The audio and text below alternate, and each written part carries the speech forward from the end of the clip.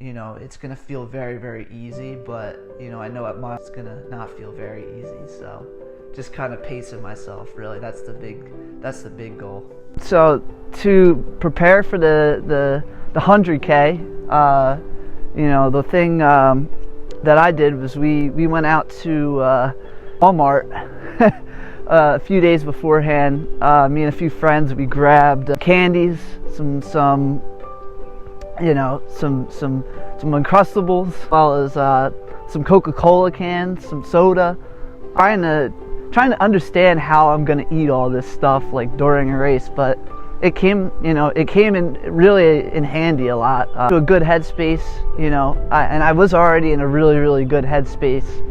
You know, the day before, actually, I ended up graduating from college, so I got to hang out with friends. And I think it's important, you know, to not go into something like this, like a 100K or any kind of marathon or ultra marathon, and really, you know, really worry too much about it. Like, I remember a lot of times, and when I ran in high school or even like college, like the meets and stuff, you get like all worked up, you get nervous before the race. And you know, a large part of what I've learned is that, you know, the more chill I am going into something, the less stressed I am. You know, so I mean, even before the night before this race, we went out. You know, I had a beer or two, you know, before running an ultra marathon. But like it was very calming, and it was you know, it was just having the ability to hang out with my friends before the race and really just shoot the shit. The day of, slept in, because the race didn't start till 5 p.m. You know, so I just slept in, kind of just chilled out the whole morning. Really slept like 10 hours, honestly. Then kind of hung out, watched some movies beforehand, hydrated. You know, just told myself, you know, like, we're just gonna have fun later, see how it goes, and ecstatic for the race. Really just super excited, I think, honestly. You know, being able to kind of see where you're at and push your limits. That was definitely something that I was just very excited about going into the race, and my mental preparation was really just, we're gonna have fun out here regardless of what happens, and just kind of enjoying the whole aspect of running, because that's really just what I love to do at the end of the day. The first mile, you know, a lot of just, wow, this pace feels weird. So just focusing on, you know, one foot in front of the other, and just kind of, you know, enjoying the moment. Because so if you've ever heard the term runner's high, that's what I was most certainly feeling from miles like 26.2 to like mile 48, we'll say. You know, I was just cruising along. You know, pace was feeling so easy. I don't know if you're a runner and you've ever experienced incredible from everyone. High, you know what I'm talking about. But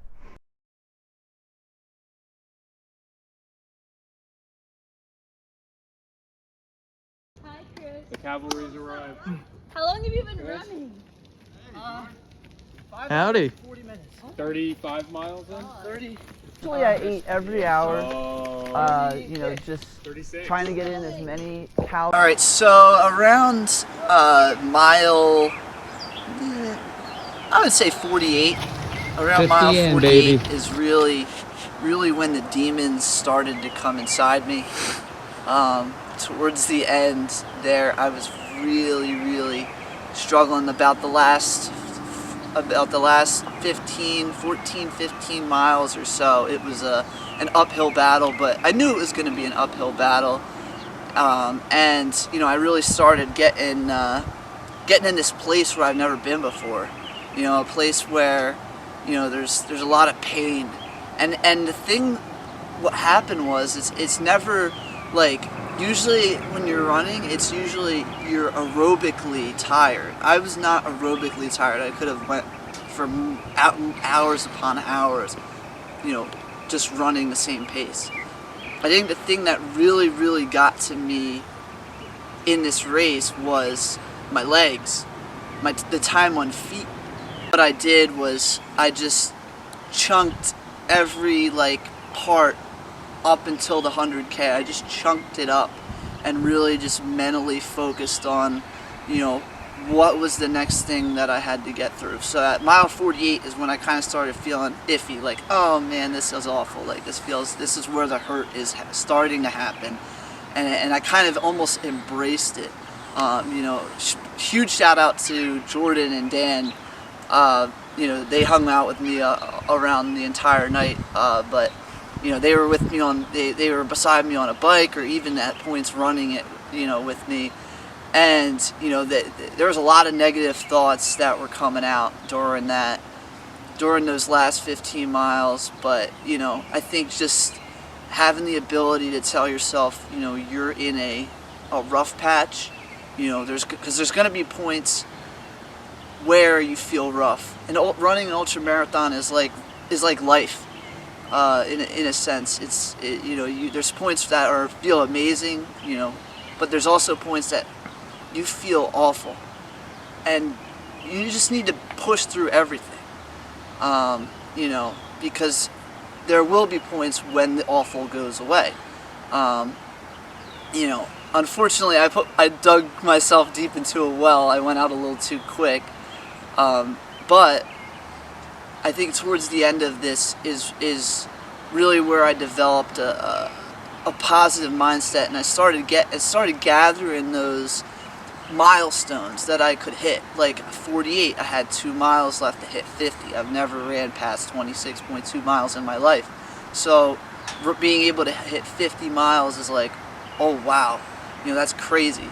This is a race in itself. 50 miles is a race distance in itself. I hit that. I had about 5 miles or so where I was like, I told Jordan and Dan, I was like, okay, I need to walk. So we walked it in. I finished.